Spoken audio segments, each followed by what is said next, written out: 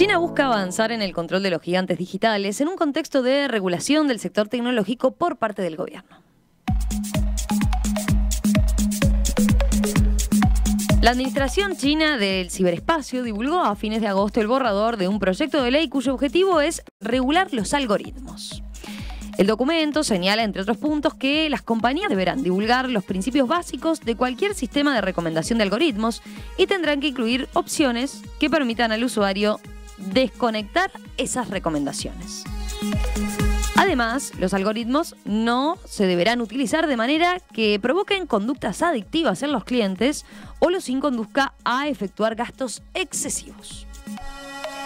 ¿Qué implica esta decisión del gobierno de Pekín? ¿Cómo se inserta en el contexto global? ¿Es una excepción en el concierto internacional o va en línea con propuestas analizadas en otros países y regiones? ¿Qué desafíos implica la regulación de las plataformas y de los algoritmos en particular? Bueno, vamos a conversarlo en esta columna de Disrupción, Tecnología e Innovación con dos conocidos de la casa. A Gustavo Galino lo dejamos hacer de padre, de flamante padre de Juan Pedro. Invitamos a dos habitués, podríamos decir, y de este espacio en particular. Saludo en primer lugar a quien me acompaña acá en estudios, a el abogado especialista en gestión de las telecomunicaciones y en derecho de alta tecnología, Matías Rodríguez. ¿Cómo estás, Matías? Muy Buen bien, día. ¿Cómo estás tú, Romina? Saludos, un placer saludar a Hanna, casi personalmente ahora. Ya volverá la oportunidad y por supuesto a todos los oyentes. Ahí ya la dejaste presentada entonces, y a Hanna le tenemos que decir buenas noches. Hanna Rodríguez Hertz, doctora en matemática, docente universitario en la ciudad de Shenzhen. Ustedes la conocen de varias épocas aquí en Perspectiva, y últimamente en este espacio, el de DTI, venimos hablando mucho con Hanna sobre novedades desde China en particular. Hanna, ¿todo bien? Muchas gracias por la invitación, sí, todo bien, gracias, un gusto, Matías, como siempre, y un saludo grande a Gustavo, que está inaugurando paternidad. Lo dejamos, un beso grande. Tenía control pediátrico hoy, así que dijimos, hoy conviene que delegues, que cedas el espacio, así no te distraes con otras cuestiones. Bueno, les propongo, a ver si están de acuerdo, Matías, capaz que podemos empezar por algo técnico que muy elemental y básico quizás, pero que para quien no está familiarizado con las tecnologías y con las redes sociales en particular, puede resultar importante, ¿no? Por más básico que sea. ¿Podemos aclarar qué son los algoritmos y qué papel juegan en los servicios digitales? Podemos. El algoritmo es un concepto sencillo. Es una lista de pasos sucesivos para realizar una tarea. Una receta de cocina es un algoritmo. Lo que hace el médico descartando síntomas para identificar una enfermedad es un algoritmo. Claro, en estos casos estamos hablando de algoritmos informáticos, estamos hablando de programas de computadora escritos en lenguaje de máquina para ser llevados a cabo por computadoras. ¿Por qué es que hablamos tan seguido ahora de algoritmos? Básicamente por un fenómeno que es un poquito más difícil de definir, un poquito más gris, que es lo que llamamos inteligencia artificial, que ha en cierta forma revolucionado los modos de vivir, de interactuar, de comerciar, y sí están embebidos constantemente en la actuación humana en las redes, en el ambiente de Internet, por ejemplo. Entonces, acá el gobierno chino está poniendo en consulta pública una regulación, una futura regulación del accionar de las empresas. Podría ser a través de su accionar anticompetitivo, pero esas son otras normas que también las ha dictado últimamente el gobierno chino. Podría ser por otras cosas. En este caso enfoca específicamente en los algoritmos que utilizan esas empresas para gestionar sus servicios. Por ejemplo, ¿en qué se nota esto? Los algoritmos de recomendación, porque sí, así se refiere este proyecto, aunque después en un artículo habla también de la toma de decisiones, o sea, es en general los algoritmos que recomiendan y deciden. Bueno, las newsfeed, por ejemplo, las noticias que nos da Facebook, esas están seleccionadas, recomendadas por un algoritmo. Las películas que nos ofrece Netflix o la música que nos ofrece Spotify, todo eso son algoritmos que nos están recomendando cosas. Bueno, lo que pretende el gobierno chino es estandarizar y orientar la forma en que esas, lo que llama servicio de recomendación, se le ofrece al usuario. Siguiendo con el marco de referencia, digamos, a ver, podemos decir, ¿los algoritmos son los que hacen que las redes sociales nos resulten tan adictivas?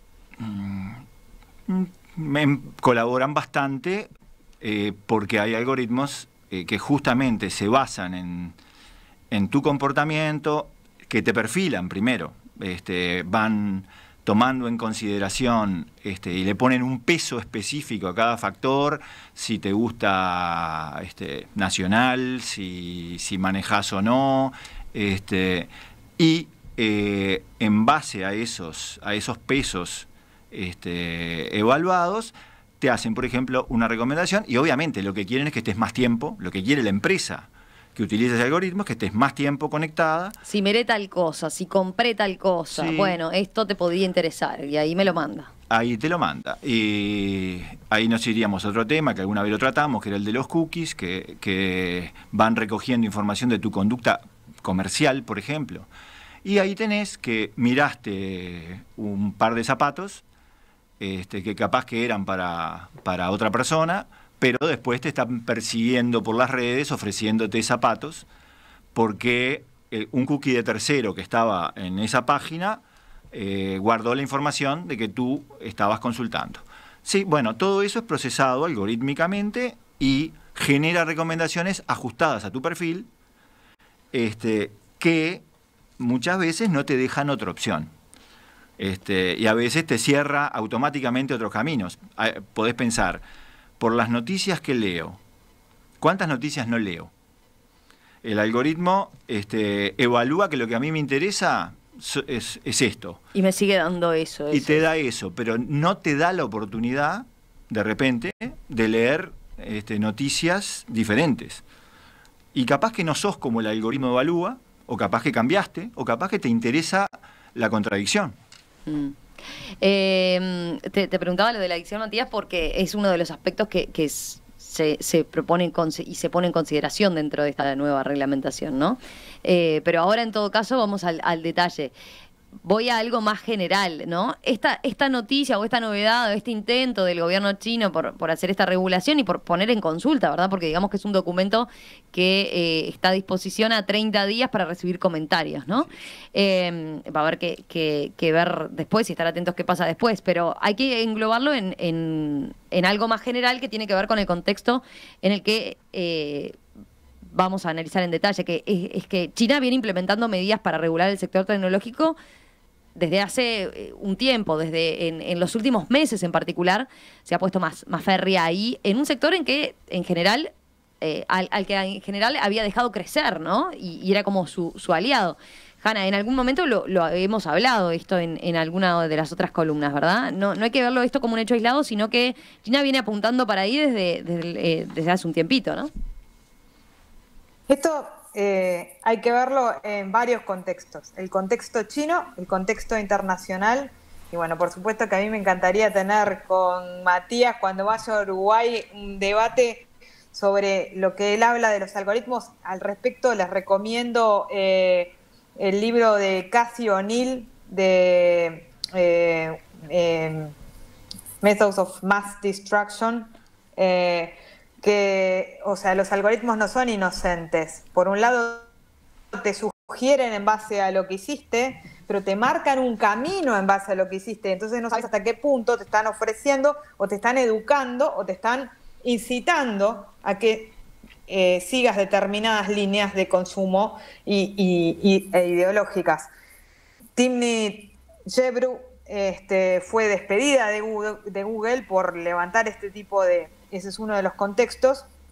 Fue despedida de Google por advertir al respecto de los cómo se está implementando el tema algorítmico en la inteligencia artificial y cómo se está utilizando. Y no le está yendo bien a la gente que intenta ponerle un límite. Entonces, no sé hasta qué punto no está bueno que a nivel Estado se advierta sobre este tipo de cosas. Si bien el Estado también puede ser parte interesada, ¿no?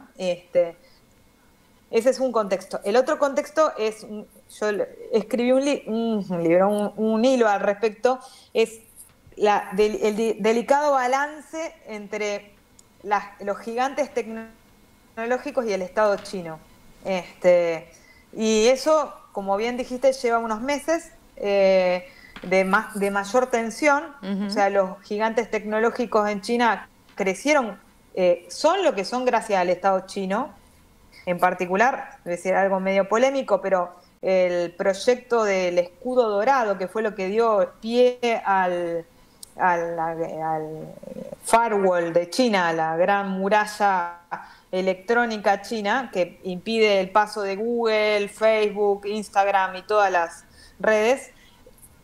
Fue una cosa planeada por el Estado que permitió que los gigantes tecnológicos sean lo que son, y que la inteligencia artificial china esté en este momento compitiendo fuertemente con Estados Unidos y teniendo casi una ventaja. Entonces, ese crecimiento generó una situación de peligro en este momento para el Estado chino, porque crecieron demasiado. Y su crecieron poder tanto, o sea, Jara, si entiendo bien lo que decís tiene que ver con que al principio el gobierno chino aplicó una política, digamos, proteccionista, manteniendo sin acceso a los chinos de lo que son las redes que nosotros habitualmente consumimos. Pero claro, hay que tener presente que ellos tienen sus propias redes e incluso en algunos casos mucho más desarrolladas, ¿no? Y eso es lo que ha dado lugar a ese boom que señalás, ¿no? Exacto. Yo me acuerdo cuando yo tenía una columna sobre este tema en Perspectiva, que lo comenté en el 2017, en Occidente se veía esto como un tema de censura, y yo decía que esto es muy inocente verlo como un tema de censura solamente, es un tema de datos, que es el petróleo del siglo XXI. O sea, China con ese movimiento impidió que Google, Facebook y todas esas redes se hicieran con los datos chinos, y dejó los datos chinos al resguardo de China. Entonces, eso, sí, por un lado permitió a China pelear en pie de igualdad con Occidente, por el otro hizo que los gigantes tecnológicos sean realmente titanes, y ahora es muy complicado ponerles un límite, como lo es en Occidente, vamos a decir, porque Occidente también tiene problemas en ponerles un límite. O sea, el problema es, o sea, si, digamos, la diferencia, si quieren, es que en China el Estado va a estar siempre, o va a intentar estar siempre por encima de los privados, y en países como Estados Unidos los privados pueden llegar a estar vía sus lobbies por encima o peleando el poder del Estado. Son ideologías distintas, y eso trae una tensión entre los gigantes tecnológicos y el Estado chino no trivial.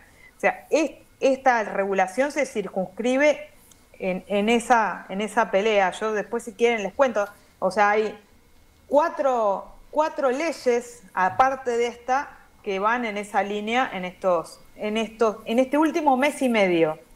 Tengo acá, sí, por ejemplo, a ver si estoy en lo correcto, aprobó el mes pasado una ley para evitar la recopilación abusiva de datos personales en línea por parte de gigantes digitales. Por otro lado, intensificó su campaña contra las tecnológicas con varias investigaciones también de datos personales, de varias investigaciones a compañías como el Uber chino, ¿no? El Didi, como le llaman los chinos. Asimismo, a comienzos de año, la Administración del Ciberespacio de China obligó a los blogueros e influencers del país asiático a solicitar una credencial emitida por el gobierno a fin de poder expresarse sobre una amplia gama de temas. ¿Hay alguna precisión para hacer de eso, Hanna, o algún otro elemento que me haya quedado? Hay más. La restricción que fue muy conocida en estos días de que los chicos de sub-18 solo pueden jugar 3 horas por semana, 1 hora diaria, de 8 a 9 es un ataque prácticamente directo a Tencent, que es uno de los gigantes tecnológicos, porque aparte uno, si no tiene VPN, tiene que registrarse para jugar en línea, y lo hacen, o sea, son miles de millones, o sea, son cientos de millones de adolescentes jugando en línea. Eso afecta a Tencent. Ese es uno. El otro es que hace unos 15 días en la Corte Suprema de Beijing declaró inconstitucional o ilegal, no me acuerdo, el régimen 996 en el que se basaban todas las grandes tecnológicas, que es el 996 es trabajar de 9 de la mañana a 9 de la noche, 6 días a la semana. Jack Ma salió a defender diciendo que eso era el régimen, que si no estaban dispuestos a trabajar eso, que ni vinieran a su empresa. Eso fue declarado ilegal hace 15 días. Después, todos los que son los gig workers, que serían los empleados, como si te dijera de Uber, lo que sería la plataforma, la economía de plataformas, la sharing economy. Bueno, sacaron una ley que también entró en vigencia hace 15 días, de regulación de eso, con derecho a descanso, derecho a salud, toda una serie de cosas que obviamente afectan a las economías de plataforma, porque se basan, capaz es polémico, pero en mi opinión es que se basan un poco en la explotación del trabajador. Y entonces toda esta regulación del régimen laboral es un ataque, si se quiere, a eso. Y bueno, lo que dijiste de los datos es el otro.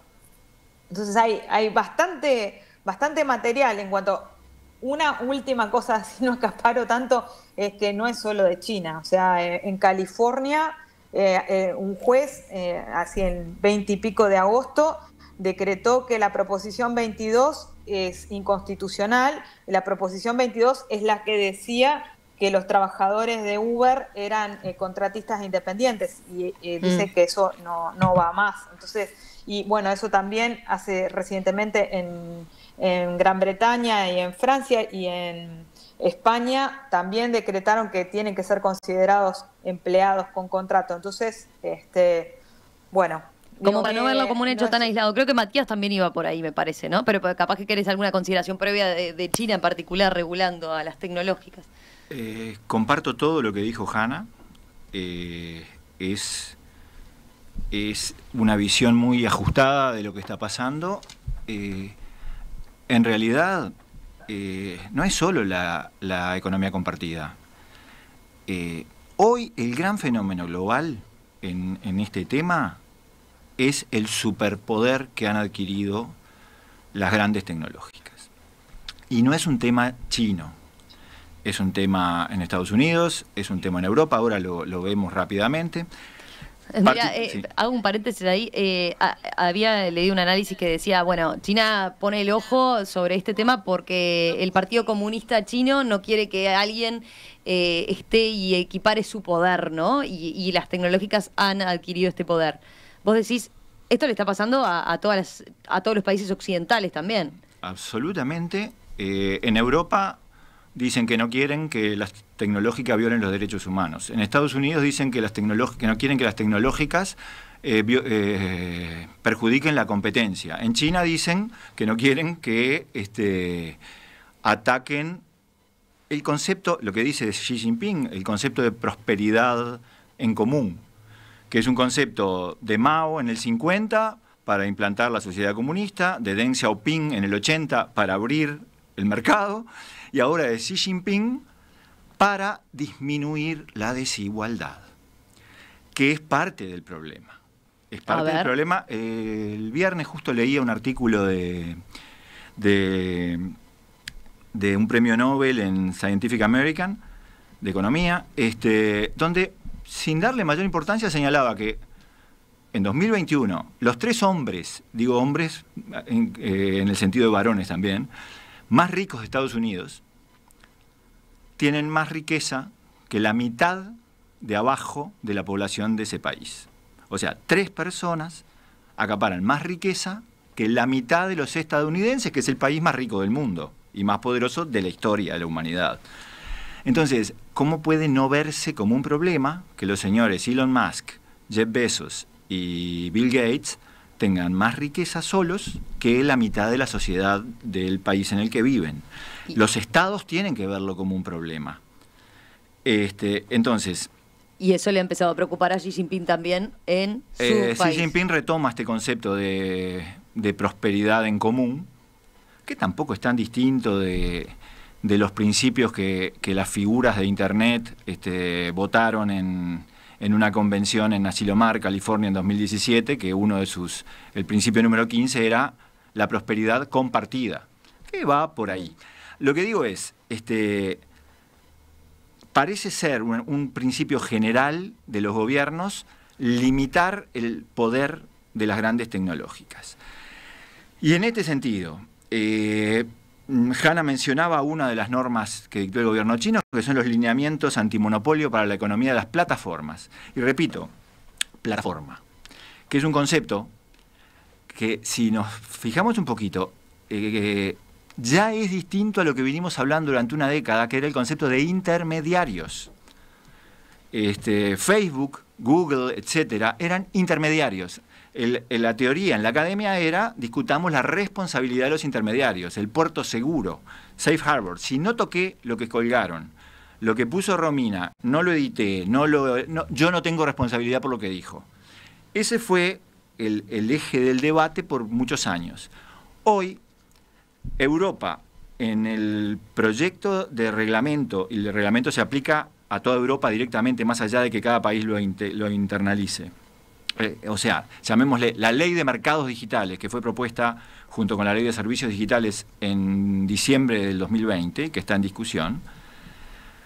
Los famosos intermediarios, que no tenían la culpa de nada, pasan a ser gatekeeper, guardianes de Internet, con todas las responsabilidades de un guardián. ¿Y cómo se define qué es un guardián de Internet? Bueno, si vale más de 600 billones de dólares en bolsa, si gana más de 60 billones de dólares por año, si tiene más de 45 millones de clientes en Europa. Pero vamos a Estados Unidos y nos encontramos que en abril de este año entraron a la Cámara de Diputados 6 proyectos de ley que regulan a las grandes plataformas. Todos tendientes a eso. Y también con criterio cuantitativo. Cantidad de clientes, millones de dólares en bolsa, ingresos, nivel de ingresos. Y es lo mismo, muchas responsabilidades, limitaciones, etcétera, y fortalecimiento del poder estatal. En China está pasando lo mismo. Anteayer, Corea del Sur, sorprendió a Apple y Google, que están enfrentando juicios, por ejemplo, contra Epic, la empresa que es la que ofrece el juego Fortnite, que todo el que tiene un adolescente cerca seguramente lo conoce. Que Fortnite litiga, Spotify también, litigan contra Apple y Google por las App Stores, por las tiendas de aplicaciones, que no les dejan cobrar de otra manera, que son, digamos, monopólicas y limitan la posibilidad para ganar la comisión de que el que provee la aplicación pueda cobrar por otro sistema. Bueno, esos juicios les va bastante mal, tanto a Apple como a Google en Estados Unidos, pero Corea anteayer sacó una ley que lo prohíbe. Prohíbe manipular las App Store y declara competencia en ese mercado. O sea, hay juicios antimonopólicos contra las grandes empresas estadounidenses. En Estados Unidos, los 50 estados contra Facebook por la compra de Instagram y de WhatsApp, por más que el juez de New York les dio ya una primera cachetada ante el primer escrito. Hay juicios en Australia, en Canadá, obviamente en la Unión Europea. Hay una investigación muy grande contra Google por su sistema para sustituir las cookies en el Reino Unido. O sea, esto es global. No es un capricho chino que apareció de la nada. Sí tiene, digamos, las características chinas. Donde Europa dice derechos humanos, la ley china dice principios socialistas. y donde en Estados Unidos el lobby empresarial tiene un peso muy grande que determina, en cierta forma, la acción política, todo parece indicar, me dirá Hanna, que en China manda el gobierno. No tanto las empresas, sino pregúntenle a Jack Ma, que parece que está bastante Bueno, esto me golpeado. trae, Hanna, a la vez que hicimos una columna de DTI con Jack Ma, justamente, ¿no? Con la figura de Jack Ma y el poder que había adquirido y cómo manejaba esa relación con el poder del gobierno chino, ¿no? Sí, bueno, o sea, el tema es cómo llega a Occidente, ¿no? Porque a mí, en lo personal, me parece correcto que no sea un viva la pepa, porque a mí me parece que la moralidad de las empresas es cero. El Estado tiene que, democrático, ¿no? Su fin último es velar por el bienestar de la población. El de las empresas es hacer dinero. Entonces, a mí en lo personal será polémico, pero me parece que sea un viva la pepa, o sea, Jack Ma en ese momento se lo quiso retratar como que era un problema de que él había dicho algo inconveniente y había sido censurado por el Estado chino, y no era el caso. Jack Ma había dicho las mismas palabras varias veces y nunca tuvo un problema. El problema fue que la empresa de Jack Ma estaba haciendo una bicicleta financiera y se estaba endeudando a sí misma y se estaba haciendo préstamos a sí mismo. ¿Y quién pagaba todo eso? El Estado chino.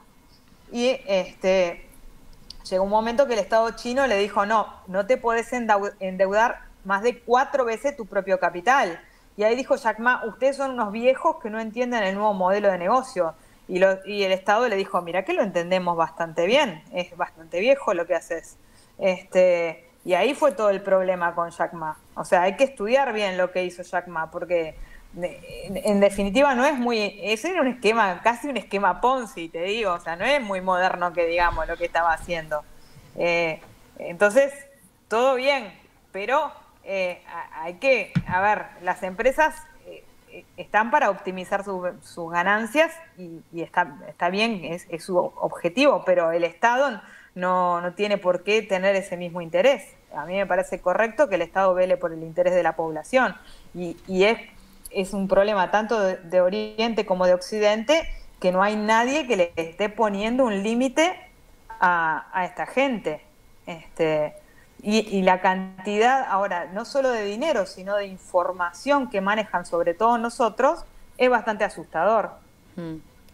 Y todavía no llegamos a tener una noción de las consecuencias que puede tener que estas super mega empresas tengan la cantidad de datos que manejan sobre todos nosotros. Vos, Matías, a priori tampoco no lo ves mal. Yo no veo ninguna alternativa. O sea, me parece que es simplemente la evolución de la sociedad que está incorporando lo que fue un cambio muy acelerado. No tiene nada que ver la vida que tenemos hoy totalmente digitalizada a la que teníamos en el 90. Y la ley llega más tarde. Y en este caso, bueno, está llegando. Pero te digo, Romina, Hanna, Europa también en abril presentó un proyecto de ley de inteligencia artificial. Estamos hablando del gran regulador, porque acá hay un factor que no lo veo en los comentarios periodísticos todavía.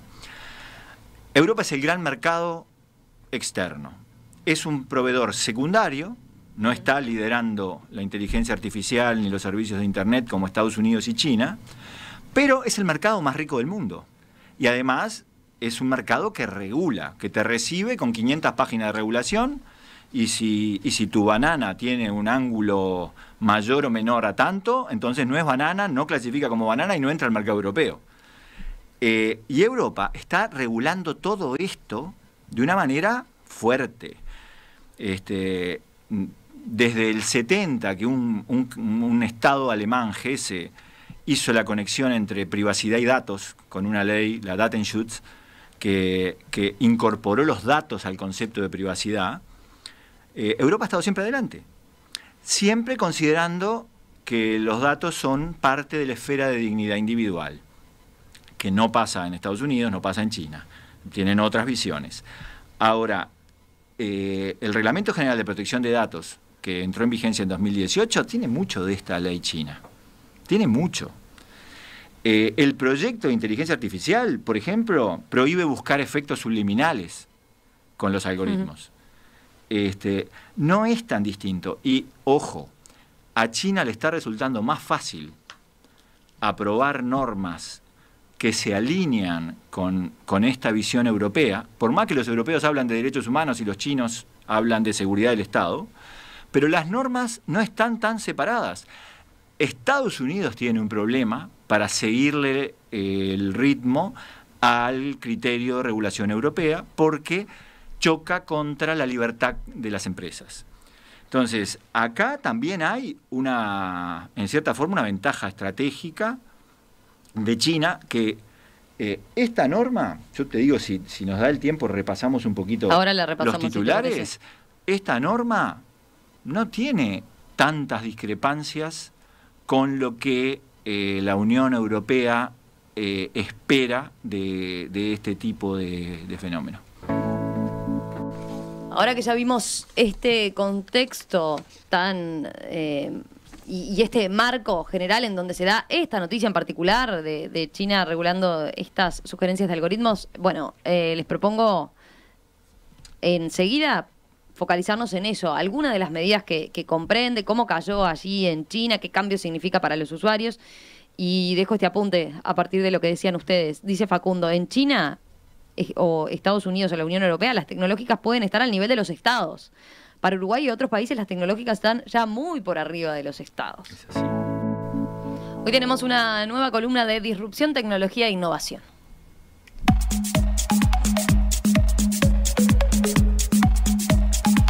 La regulación del sector tecnológico es un desafío que están encarando los gobiernos con distinto éxito desde hace un tiempo ya. Quedaba de manifiesto lo que planteaban nuestros invitados en el bloque anterior. Se trata de un rubro con características especiales que además está dominado por grandes empresas con enorme poder económico y político. Nosotros agarramos una de las últimas novedades. Hace apenas unas semanas China anunció un nuevo paso en ese sentido al presentar un proyecto para estandarizar las actividades de recomendación de algoritmos de los servicios de información de Internet. ¿Qué implica esta decisión del gobierno de Pekín? Bueno, ¿cómo se inserta en este contexto global? De eso ya hablamos en el bloque anterior, pero ¿qué le implica a los usuarios, por ejemplo, en particular? ¿Y qué experiencia se puede tomar de lo que está haciendo el gobierno chino en otros casos? Bueno, de eso vamos a continuar conversando con Matías Rodríguez y Hanna Rodríguez Hertz. Los Rodríguez. No me había dado cuenta de ese hecho. ¿Tienen parentesco? No, ninguno, ¿no? Se conocían desde hace tiempo, pero no. Son una familia muy grande ustedes, muy numerosa. El Cid Campeador, viste que era Rodrigo, dejó mucha familia. Pues. No sé en China, Hanna, cómo le fue encontrando familiares, pero hasta por allá llegaron. No sé, ahí debe haber Rodríguez acá, ¿eh? Bueno, vamos, si les parece, ahora sí a esta última novedad, ¿no? Repasemos, si les parece, algunos de los puntos principales de este borrador de documento que señalábamos presentó el gobierno chino, puso en consulta el gobierno chino. Matías, ¿por dónde empezarías o qué puntos destacarías? Yo tengo acá algunos de los ítems, pero veamos qué te llamó la atención a vos o cuáles te parecen los más relevantes. Bueno, varios de los ítems más importantes tú los mencionaste, Romina. Yo primero destacaría que los principios que informan este proyecto son estandarizar, como tú dijiste, los servicios de recomendación algorítmica, defender la seguridad nacional, el interés público y lo dice expresamente, promover los valores socialistas. O sea, hay una ética determinada detrás de la norma. No solo incluye los algoritmos de recomendación, como te digo, también es todo el perfilado y la toma de decisiones está en el texto de la norma. Da fuertes poderes de supervisión al órgano regulador, impulsa expresamente la autorregulación de las empresas, y cuando tenés un Estado poderoso, yo supongo que ese mensaje se recibe claramente. Lo llama autodisciplina de la industria, pero no es otra cosa que la autorregulación que tanto se habla en Estados Unidos. le pone responsabilidades a los proveedores de fiscalización de legalidad. O sea, cuando se identifican ilegalidades tiene que suspenderse inmediatamente. Prohíbe la manipulación o la inducción de los usuarios contra las buenas costumbres y aclara que esto sería inducirlos a complacer o a tener alto consumo. Prohíbe el etiquetado discriminatorio y en esto Estados Unidos tiene muchas normas específicamente, no solo Europa. La discriminación algorítmica es algo que ya tiene unos años como objeto de restricción legal. Prohíbe los bots, digamos los bots en el sentido de cuentas falsas, de influir en encuestas, etcétera. Y acordémonos que alguna vez hablamos acá de una ley del Estado de California, sí, claro, que justamente hace tiempo ya, ¿no? prohibía los bots, o sea, esto no es una novedad. Prohíbe la recomendación insistente, la manipulación de resultados de búsqueda. Ojo, no lo vi en ningún lado y esto es muy importante, porque con esa definición estamos hablando de la traducción al inglés o al español del el chino, ¿no? El o sea que chino. Puede tener ver algún, exactamente claro. lo que dice. Pero... En mandarín no lo logramos traducir directo, pero a lo que tuvimos acceso en español es al documento en sí traducido. Pero ahora, bueno. resultados de búsqueda. Entonces, ¿qué hace Google? Porque te queda claro. A ver, me acuerdo una vez, antes de una conferencia, puse restaurante, la palabra restaurante, y me ofreció uno que yo no conocía.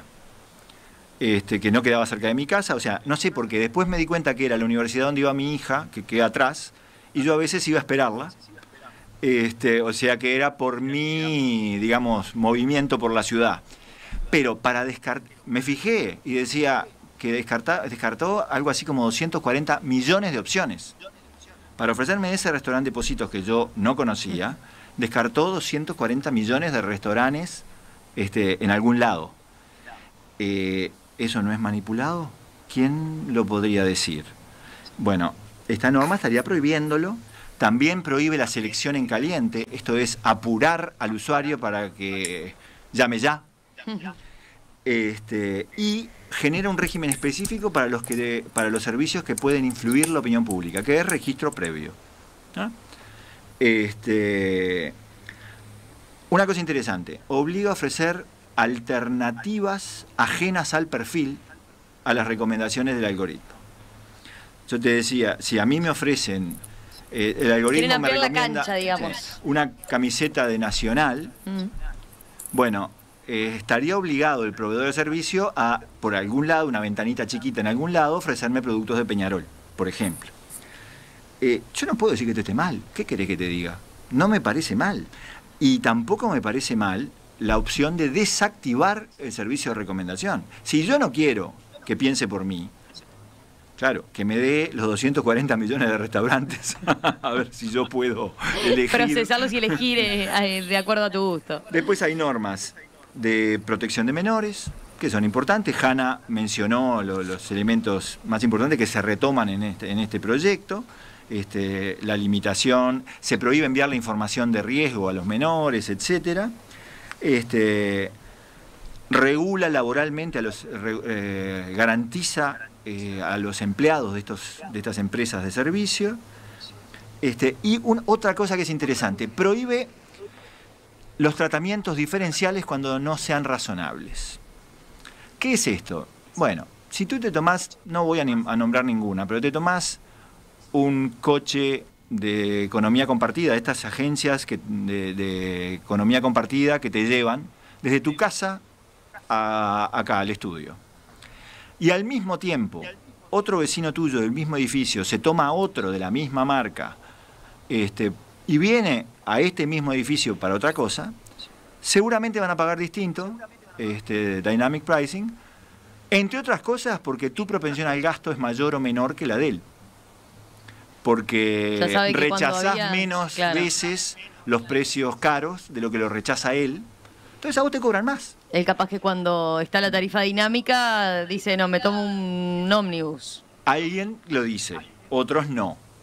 He tenido esta discusión en Estados Unidos y lo que me dijeron es, cuando vas al mercado en Turquía, no te parece raro que en el regateo te saquen ventaja. Bueno, pero esto es uno lo considera un servicio público en cierta forma. Entonces espera un precio parejo para todos. Bueno, los chinos están poniendo el concepto de no razonable y están limitando esta potestad. También me parece bien. Y bueno, después le pone penas y genera facultades de inspección. O sea, no es una norma tan distinta. Sin duda está influida por los valores de seguridad nacional y el estilo chino de hacer las cosas, pero no es una norma que vaya en sentido contrario a lo que la Unión Europea está construyendo metódicamente ya desde hace décadas en nombre de los derechos humanos. En Europa es en nombre de los derechos humanos. Hanna, ¿cómo ves esto que está comentando Matías? Y por otro lado, ¿qué repercusión generó esto allá mismo, ¿no? Este documento allá mismo. ¿Se ha hablado mucho del tema? No se ha hablado mucho todavía del tema. Probablemente esto el Estado lo estudie un poco más y es una herramienta más del Estado para ponerle un límite a los gigantes tecnológicos. Lo que yo quería decir es que a China le salva mucho sus 1000 años de experiencia en burocracia, que limita un poco los algoritmos. A mí me preocupa más lo que pasa. Les recomiendo de nuevo mucho el libro Armas de Destrucción Matemática de Cathy O'Neil, sobre cómo los algoritmos, la gente tiene el berretín de que como es un algoritmo lo hace una máquina y es neutral o imparcial, y un algoritmo está programado por gente y está alimentado por inteligencia artificial, que está alimentado arbitrariamente por datos. Entonces, por ejemplo, para ponerles un ejemplo, en Estados Unidos el criterio con el que le dan crédito a alguien tiene una fuerte correlación con el código postal. O sea, si yo vivo en Punta Carretas, probablemente me den el crédito mucho más fácil que si vivo en El Borro. Y eso es un algoritmo, y es supuestamente neutral, pero no lo es, porque no me están evaluando con neutralidad. Están evaluándome con algo que alimentó un ser humano con cierto sesgo y capricho. Eso tiene consecuencias incluso peores en Estados Unidos, peores aún, que ya son malas.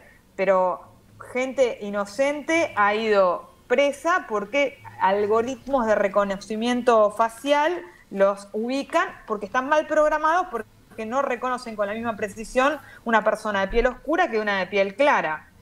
Y son algoritmos. Entonces, todo eso me parece que China está empezando a meterle mano, pero todavía son temas muy delicados que todavía no están siendo suficientemente hilado fino.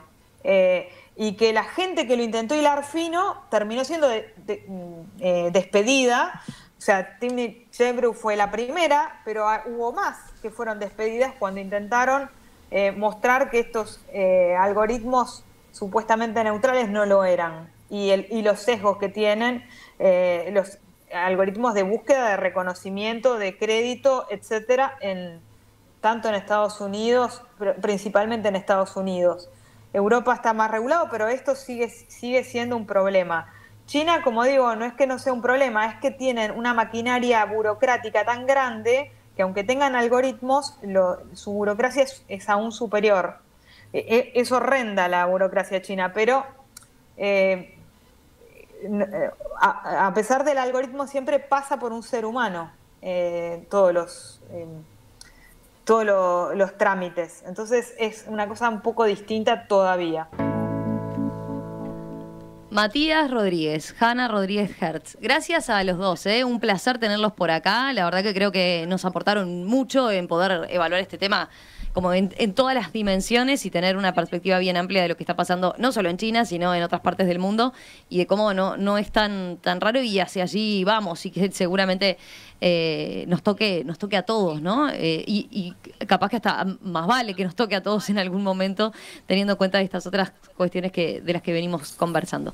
Les agradezco y quedamos en contacto para la vuelta en cualquier momento. Gracias a ti. Bueno, un gustazo, como siempre.